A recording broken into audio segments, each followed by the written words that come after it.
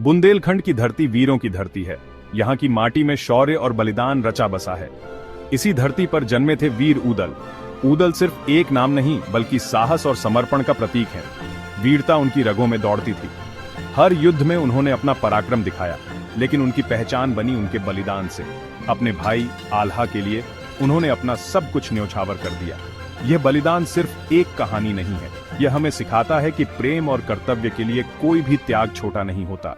ऊदल की गाथा हमें हमेशा प्रेरित करती रहेगी। आल्हा और ऊदल, ये नाम साथ आते ही वीरता की तस्वीर उभरती है। दोनों भाई एक दूसरे के पूरक। आल्हा जहां शक्ति का प्रतीक थे, वहीं ऊदल चतुराई और रणनीति में माहिर। एक दूसरे के बिना दोनों अधूरे, एक दूसरे की ताकत, एक दूसरे का बचाव। उनका साथ था अटूट और अविनाशी।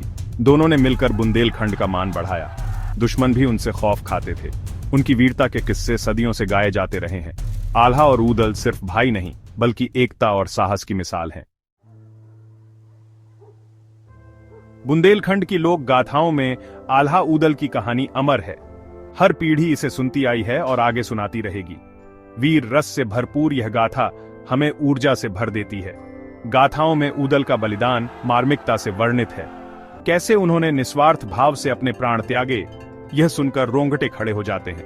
लेकिन साथ ही गर्व भी होता है कि हमारी धरती पर ऐसे वीर पैदा हुए। ये गाथाएं हमें हमारे इतिहास से जोड़ती हैं। हमें बताती हैं कि सच्चाई, ईमानदारी और बहादुरी का रास्ता कभी खत्म नहीं होता। ऊदल की कहानी सिर्फ सुनने के लिए नहीं है, यह हमें बहुत कुछ सिखाती है। सबसे बड़ी सीख है निस्वार्थ प्रेम और त्याग। ऊदल ने दिखाया कि अपनों के लिए कुछ भी करना पड़े, पीछे नहीं हटना चाहिए।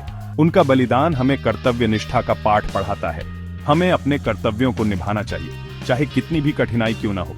ऊदल की कहानी हमें प्रेरित करती है कि हम भी अपने जीवन में साहस और समर्पण का परिचय दें। वीर ऊदल अमर हैं, उनकी गाथा हमें हमेशा प्रेरित करती रहेगी।